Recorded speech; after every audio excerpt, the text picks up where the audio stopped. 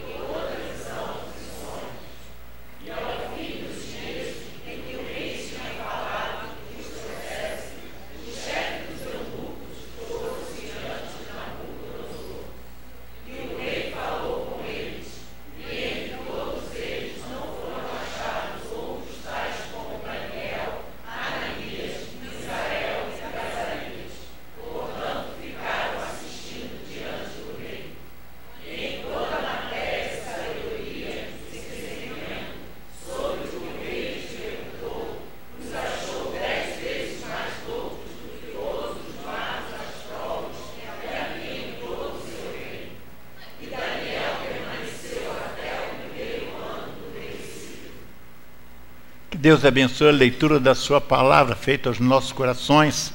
Assentai-vos. Meus queridos irmãos,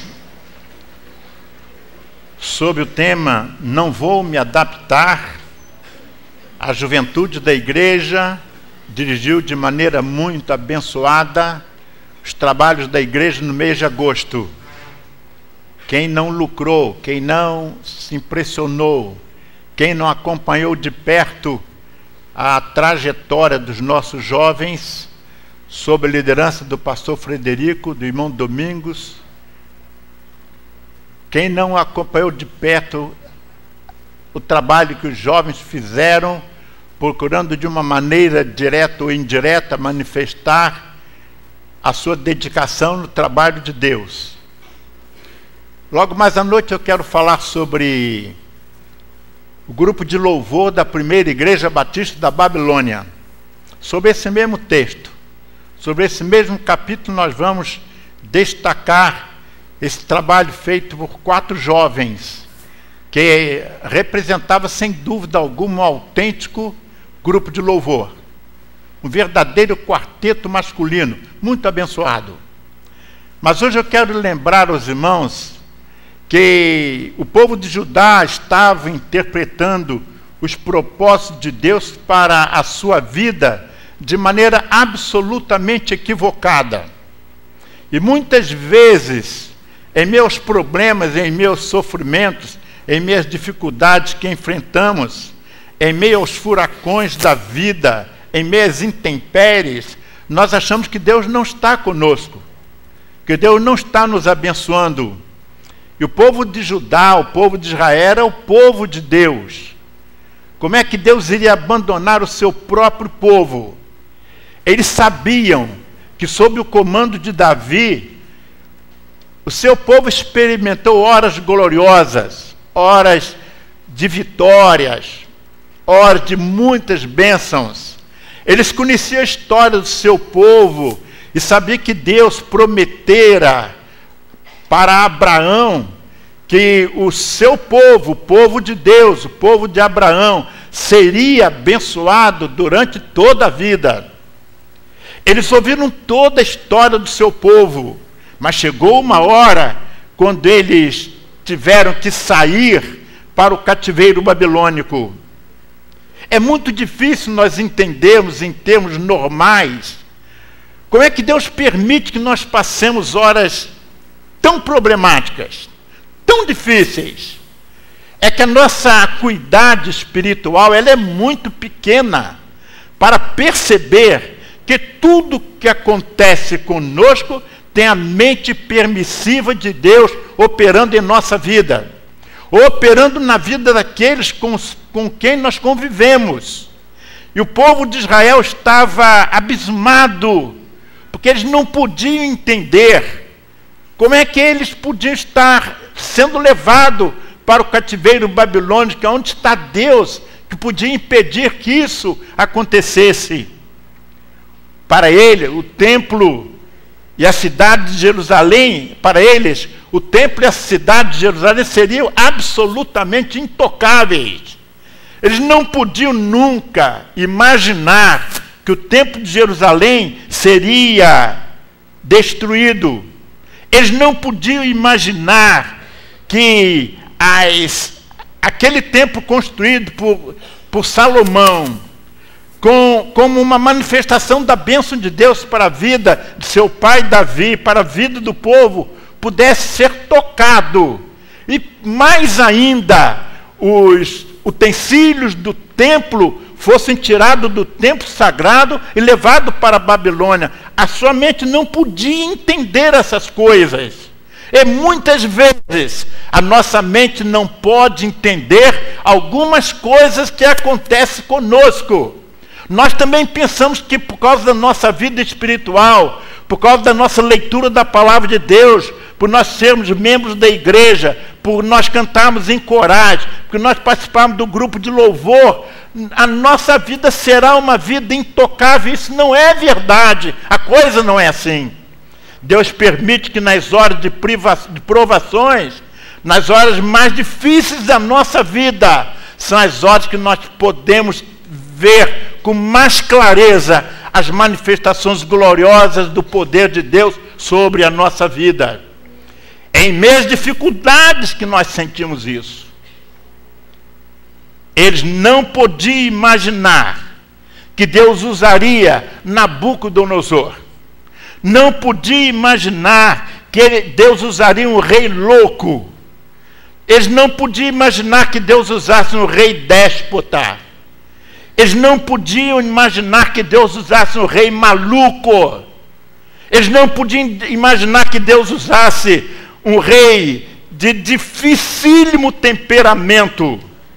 Eles não podiam imaginar que Deus usasse esse rei para manifestar os seus propósitos para a vida do seu próprio povo. Mas quem iria imaginar? Será que você iria imaginar? Será que você iria entender? Aqueles irmãos, aqueles homens que tinham ido para o cativeiro babilônico, estavam com muita dificuldade de entender como é que Deus usaria Nabucodonosor.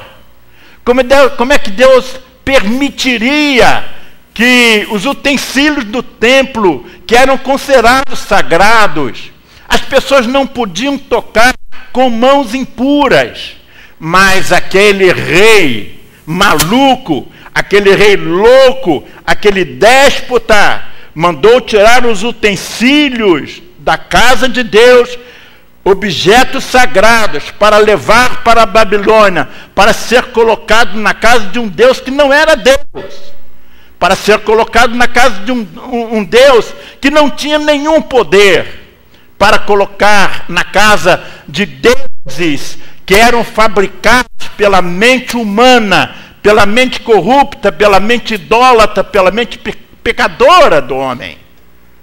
Como imaginar essas coisas? Eles precisavam acreditar que as promessas de Deus se cumpririam sim através de Nabucodonosor. Era questão de imaginar ou não imaginar. Eles não imaginavam, mas era necessário que imaginassem. Era necessário que tivessem fé. Meu irmão, você precisa ter fé nas promessas da palavra de Deus. Você precisa ter fé que o que a Bíblia diz acontece, aconteceu, vai acontecer. Ainda que para você seja impossível, para Deus tudo é possível. A Bíblia diz: tudo é possível ao que crer. Eles precisavam acreditar que as promessas de Deus se cumpririam sim através de Nabucodonosor. E sabe o que Deus fez com Nabucodonosor? Virou a cabeça de Nabucodonosor. Um homem louco, um déspota, um tirano, um guerreiro, que com seu exército poderoso só sabia destruir, só sabia matar, só sabia derramar sangue. Deus muda a cabeça desse homem e faz um homem diplomata. Faz de Nabucodonosor um diplomata. Faz de Nabucodonosor um homem de paz. Faz de Nabucodonosor uma bênção para o povo de Deus. Nós precisamos estudar a Bíblia, meus irmãos. Não vamos só cantar. Não vamos só fazer festa. Não vamos comparecer a show. Podem comparecer, mas não há de estudar a palavra de Deus. Estudar com profundidade, para ver o que Deus quer falar com você. Deus tem muita coisa para falar com você. Mas se você se nega a ouvir a palavra de Deus, você vai conviver com homens loucos como Nabucodonosor. Mas Deus mudou a cabeça. Deus mudou o comportamento de Nabucodonosor. Deus estava usando Nabucodonosor para mostrar ao homem que ele controla tudo. Ele controla todos. Ele controla mentes, a vozes abençoadíssimas, como de Eduardo e Silvana. Que bênção essas vozes, meus irmãos. Quantas almas têm sido levadas aos pés de Cristo pela voz desses queridos irmãos. Quantas pessoas têm sido abençoadas com o grupo de louvor da igreja, com o instrumental, com os corais da igreja, maravilhosos, meus irmãos. Mas não podemos abrir mão de mergulhar um mergulho muito profundo na palavra de Deus, para falar aquilo que Deus quer falar para mim, para falar a você o que Deus quer falar para você. Deus queria falar para o seu povo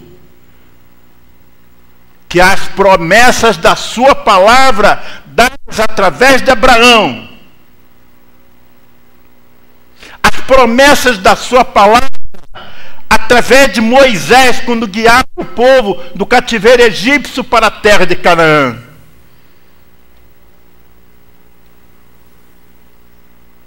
Elas precisavam de uma coisa só: obediência.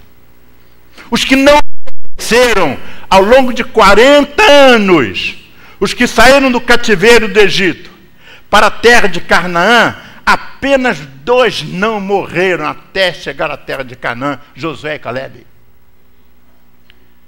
Deus nos faz promessas, mas quer que nós creiamos nas suas promessas. Ele quer que nós creiamos na sua palavra. A grande verdade que Deus queria mostrar ao povo é que cada pensamento de Nabucodonosor, cada atitude de Nabucodonosor estava sob o controle de Deus. Um rei terrível, um rei mau, mas Deus usou Nabucodonosor para abençoar, para preservar o povo de Israel. Os primeiros versículos: no ano terceiro do reinado de Jeoiaquim, rei de Judá, veio Nabucodonosor, rei da Babilônia, a Jerusalém e a sitiou, isto é, a tomou, ela cercou a cidade. E o Senhor lhe entregou nas mãos a Jeoiaquim, rei de Judá, e uma parte dos vasos da casa de Deus. E ele os levou para a terra de Sinar, para a casa do seu Deus, e os pôs na casa do tesouro do seu Deus. Tudo isso, meus irmãos, estava sob o controle de Deus. Quando a gente lê a palavra de Deus assim, sem estudá-la, sem meditar com profundidade, a gente fica pensando: como é que pode tirar da casa de Deus e levar para a casa de outro Deus? Até isso tinha permissão de Deus, para que o povo soubesse que as suas promessas não falham. Eles desobedeceram mais do que obedeceram a Deus. Aí o rei Aspenaz, chefe dos eunucos, recebeu do rei a ordem que eles trouxessem alguns dos filhos de Israel, dentre a linhagem real dos nobres, jovens em quem não houvesse defeito algum, de boa aparência, dotados de sabedoria, inteligência e instrução, tivessem capacidade de assistirem no palácio do rei, e que eles ensinassem as letras e as línguas dos caldeus. Estão vendo que tipo de jovens eram esses? Quando o rei Nabucodonosor mandou que Aspenaz procurasse homens para vir morar dentro do palácio, eu imagino nos dias de hoje que tinha uma fila de mães querendo inscrever o seu filho para morrer para morar no palácio. Eu imagino que tinha muita gente na expectativa de receber esse emprego extraordinário, trabalhar no palácio, morar com o rei, comer das iguarias do rei, absolutamente protegido. Muita gente queria fazer isso. E entre os cativos, muitos cativos queriam essa oportunidade. Mas Deus já tinha preparado o coração, trabalhado no coração de Nabucodonosor, usado Aspenaz para separar esses 10 homens. Eles iriam viver, desculpa a expressão, uma boa vida. Já imaginou, irmão, sair da sua casa, humildes, simples, desempregados, para ir morar na casa do rei. Quem não quer isso? Comer a comida do rei, quem não quer isso? Receber, desculpe, um baita salário, quem não quer isso? Quer mais? Com toda segurança, porque se o palácio estava seguro para o rei, estava seguro para quem estivesse lá dentro. Quem não queria isso? 4 jovens quiseram. E não há nenhum pecado em trabalhar no governo. Não há nenhum pecado em trabalhar no palácio do rei. Não há pecado. Vocês podem desejar, podem viver. Mas esses 4 jovens fizeram uma coisa. Eles queriam aproveitar essa oportunidade para lá no palácio testemunharem de que eles não abririam mão da sua fé. Eles não abririam mão do temor ao seu Deus. Eles não abririam mão, estariam prontos a dar a sua vida para que o nome de Deus fosse glorificado. Eles podiam ir trabalhar com o rei. Eles iam estudar na universidade babilônica, saber tudo da filosofia dos babilônicos, saber tudo a respeito da história dos babilônicos, saber a própria língua dos babilônicos. Eles tinham uma chance extraordinária de fazer um pós-doutorado em ciência babilônica. Quem não quer isso? Mas esses 4 jovens que se apresentaram para a convocação do rei, eles foram com um propósito. Nós vamos, com uma condição: não vou me adaptar. Não vou me adaptar. Eu vou estar lá no palácio. Eu vou ser muito importante diante do rei. Eu vou ter muitas pessoas sob minha influência. Vou fazer tudo que for possível para honrar a confiança de Nabucodonosor. Só não vou fazer uma coisa: não vou me afastar de Deus. Pode me dar as riquezas do mundo todo. Pode me apresentar o que quiser me apresentar. Mas há uma coisa impossível: eu não vou envergonhar o meu povo. Eu não vou envergonhar a Deus. É isso que a palavra de Deus está nos dizendo. E o rei determinou a porção diária das iguarias do rei, do vinho que bebia, e que assim fossem alimentados por 3 anos, para que no fim desses pudessem estar diante do rei. Entre eles se achava um quarteto fabuloso: Daniel,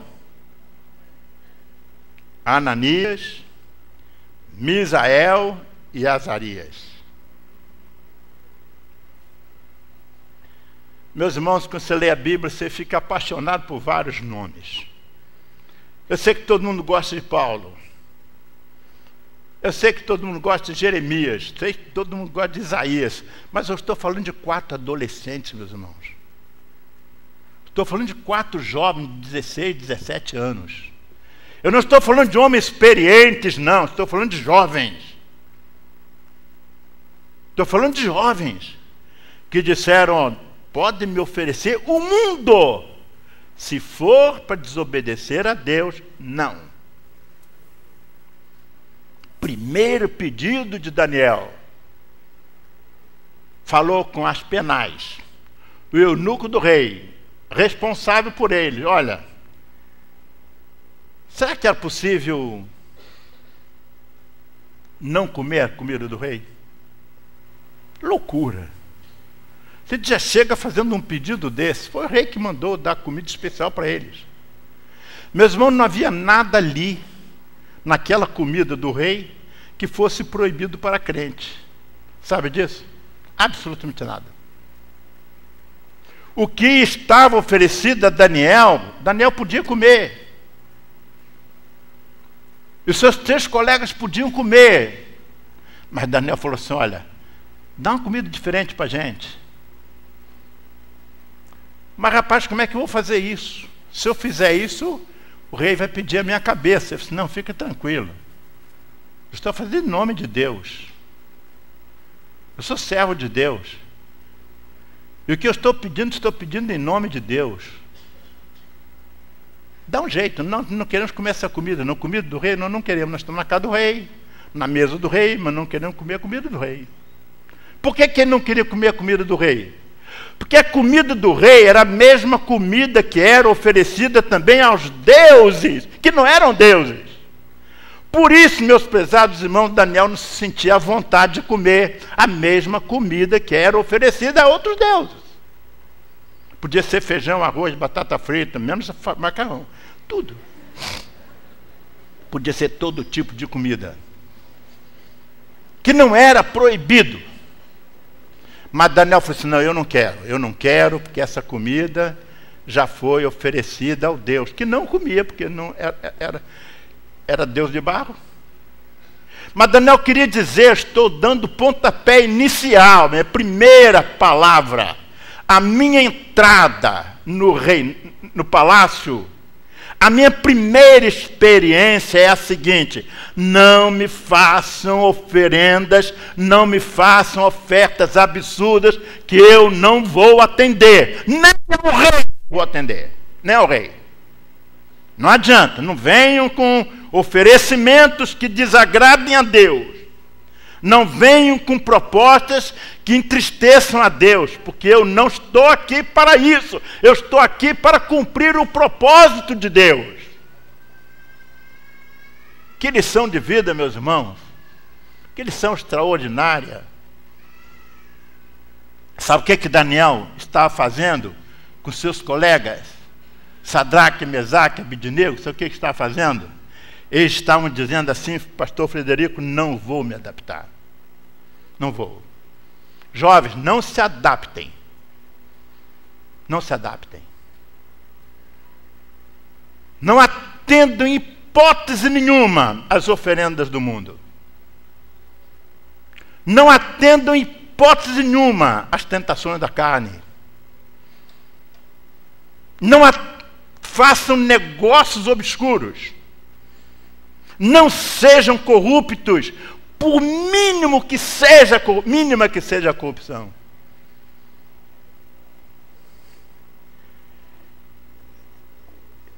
Se eu mexer com muita gente, não é problema meu, tá bem? Mas jovem crente não chega atrasado no trabalho. Crentes que são crentes não saem cedo. Não falta o trabalho por qualquer coisa. Não passa o patrão para trás. Não faz negócios ilícitos. Nada que entristeça a Deus. Nada. E é possível, meus irmãos. É possível. Sabe por que é possível? Porque Deus nos garante essa possibilidade. Deus nos garante. Eu sou crente. Aqui no meu trabalho, todos os meus colegas vão saber que eu sou crente. Eu não abro mão da minha vida de crente. Os meus chefes eles mesmos vão dar testemunho. Eu posso abrir mão de todos os empregados, menos desse daqui, porque esse é crente. Sabe o que significa esse é crente? Esse aqui leva a sério a vida espiritual.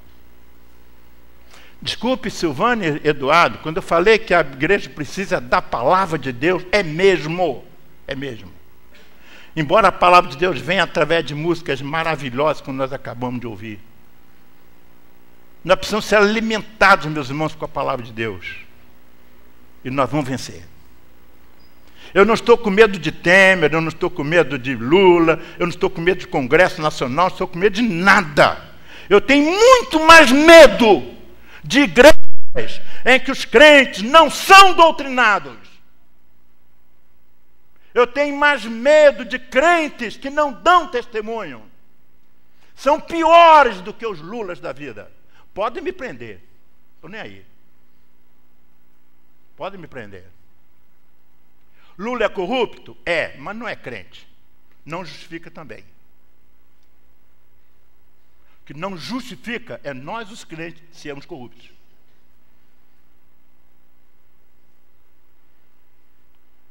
O que não justifica é nós, os crentes, fazemos coisas que entristecem a Deus. Foi isso que esse famoso jovem chamado Daniel, ele fez.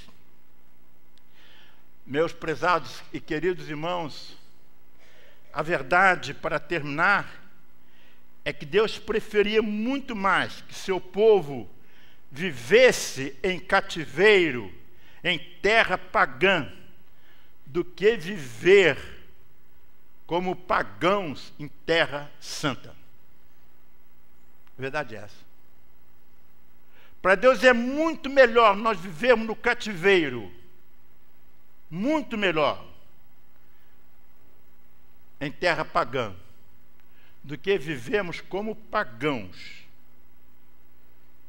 em terra santa. E com isso, envergonhando o nome de Deus.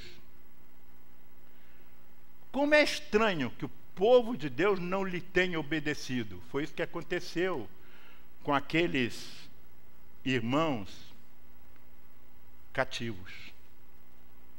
Como é estranho que o povo de Deus não lhe tenha obedecido. Mas Nabucodonosor e seu exército pagão tenham obedecido a Deus. O povo de Deus não obedeceu, mas o rei pagão obedeceu. Porque o rei pagão se deixou dominar pela mão de Deus. E nós não temos nos deixado dominar pela mão de Deus. Por isso, o nosso sofrimento continua. A minha expectativa, meu irmão, é que diariamente, a cada minuto, você procure ansiosamente, cada vez mais, intimidade com Deus.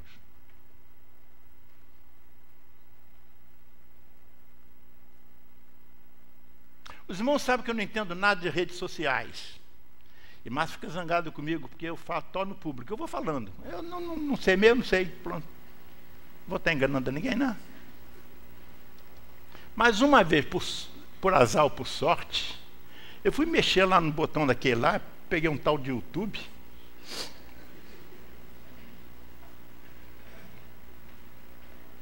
E fui ver lá uma porção de coisas, só tinha droga. Aí depois fui lá, Convenção Batista Brasileira. Aí descobri não sei o que lá, que é da Convenção Batista Brasileira. E aí saiu um artigo ali que falava a meu respeito. Falando sobre que eu tinha escrito a Bíblia em 10 meses. Eu fiquei curioso, fui ler aquilo ali. Tinha umas 3 palavras ali. Puxa, que pastor legal, que pastor abençoado, que benção. Quem sabe que todos fossem assim. Os 3 ou 4 palavras dizendo que benção. Quem dera que todos fizessem isso. Mas, meus irmãos, umas 40 pessoas, mais ou menos, me esculhambaram. Desculpa a expressão também, tá? Na nossa linguagem, nossa intimidade aqui. Os caras acabaram comigo. Eu não fiquei zangado com eles. Eu achei que eles são ímpios. Sabe o que alguns disseram? Perdeu uma boa oportunidade de estar dentro dos hospitais visitando. Perdeu uma boa oportunidade de estar estudando para pregar melhor. Perdeu uma boa oportunidade para estar em oração. Tudo assim, tudo assim. Eu confesso, irmãos, que naquela hora eu li tudo, não fiquei com raiva de ninguém, eu orei pedindo a Deus, Pai, perdoa-lhe, porque não sabe o que fazem. É assim, meus irmãos, que tem que ser. Eu achei que eu fosse, que as pessoas fossem, vou levar a minha igreja, também vou fazer isso, outro vai fazer, outro vai fazer, não. A grande maioria estava criticando por eu ter passado 10 meses escrevendo a Bíblia. Eu não estou me elogiando, meus irmãos, não me conhecem. Mas eu fiquei pensando como é que está a mente dos crentes de hoje. Como é que está a mente desse povo? Onde é que o nome de Deus está sendo glorificado? O que essas pessoas estão pensando em termos de vida cristã? Com toda sinceridade, eu orei. Ó Deus, alcance a cada um. Por favor, atende a minha oração, abençoe essa gente. Falei com sinceridade, não falei com raiva, nem com nada disso, não. Mas, meus irmãos, eu não quero outra coisa senão que a minha igreja se preocupe com fazer a vontade de Deus. Ela que garante a nossa vida. Ela que nos sustenta. Você está vivendo uma hora muito difícil na sua vida. Não se perturbe. Não se perturbe. Pior problema que você esteja atravessando na vida, não se perturbe. Deus tem um plano para a sua vida. Que Deus nos abençoe. Oremos. Ó Deus, nosso Pai dos céus, nós te louvamos, ó Deus, pela vida de Eduardo e Silvana, porque essas vidas significam, ó Deus, para a tua obra, impactando a tanta gente, ó Deus, com o talento que tu destes aos teus servos. Te agradecemos, ó Deus, pelo grupo de louvor da tua igreja, pelos diversos irmãos que dele participam. Te agradecemos pelos instrumentistas, pela orquestra da igreja, pelos corais, pelos grupos, pelos solistas. Mas, ó Deus, nós queremos amar mais a tua palavra, queremos estudá-la mais. Abençoa os professores de escola bíblica dominical, os alunos, que os alunos venham com sede para a escola dominical e encontrem professores realmente preparados, ó Deus, para ensinar-lhes a respeito dos propósitos de Deus para a vida do teu povo. Te pedimos, ó Deus, que o teu nome seja glorificado em cada passo, em cada pensamento da vida da tua igreja. Se alguém, ó Deus, que está passando um problema tão difícil, que acha que seu problema não tem solução, abre, Senhor Deus, o seu coração, a sua mente, para que todos entendamos que não há nada que não tenha solução vinda de ti. Nós queremos confiar, ó Deus, nós precisamos acreditar que mesmo nas horas difíceis, ó Deus, a tua mente permissiva deixe que nós avivamos, para que a nossa fé seja fortalecida e para que o teu nome seja glorificado. Senhor Deus, aplica no coração da tua igreja a mensagem desta manhã, não a mensagem do teu servo, mas a tua mensagem, a mensagem da tua palavra. Abençoa no culto da noite, ó Deus, que continuamos dando esse capítulo precioso do livro do teu servo, que nós sejamos também alimentados para as vicissitudes, ó Deus, que nos aguardam durante a semana que hoje se inicia. Nós oramos, ó Deus, humildemente, agradecidos, no nome de Jesus, o nosso Salvador. Amém. Deus abençoe a todos. Vamos convidar o pastor Frederico para estar à porta comigo para cumprimentar a congregação.